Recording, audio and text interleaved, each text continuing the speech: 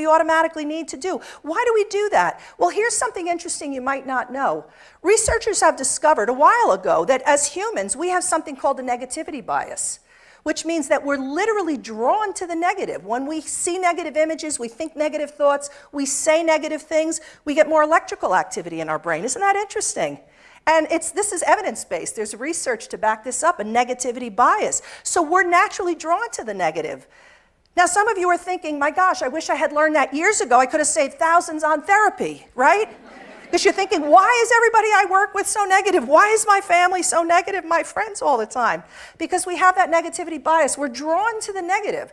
And now knowing that, it's important to understand that it's important to actually work to get into stay positive and be responsible for what you put out into the world. Because whether you throw a negative pebble or a positive pebble into the pond, either one is going to create ripples.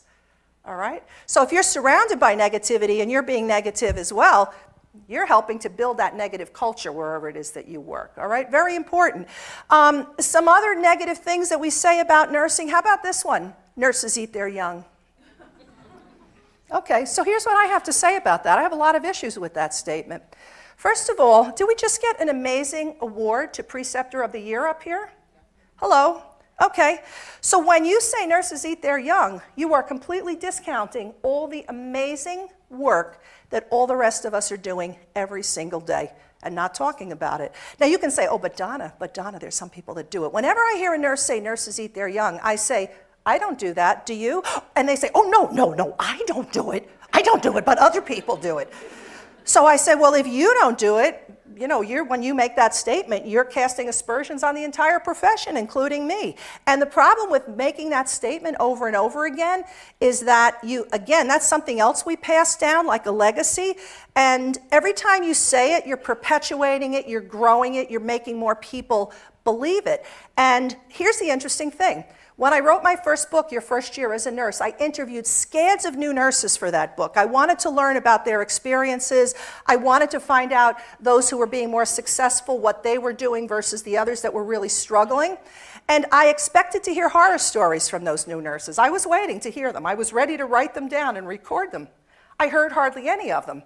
I heard a story about one nurse that didn't get along with his manager, another one who didn't get along with somebody on their unit, but I heard mostly amazing, wonderful stories of experienced nurses who were professional, who were compassionate, who were supportive.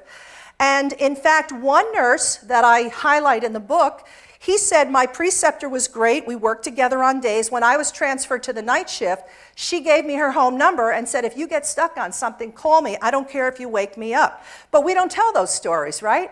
But we love to tell the negative stories. Why is that? It's that negativity bias, and sometimes it's learned behavior. We feel like we just need to keep passing that negativity along. Some of us thrive on negativity, a lot of us, all right? If you want to point out what you perceive is wrong with the profession, you have to also point out what's right with the profession.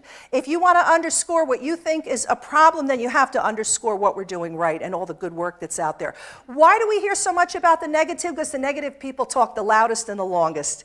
And the rest of us, which is the vast majority of us in this profession, the rest of us who do the right thing every day, we don't walk around saying, I helped another new nurse today. Well, I was supportive of my coworkers today. I volunteered to be a preceptor and I'm loving what I'm doing. We don't talk about those things because that's just part of being a professional nurse.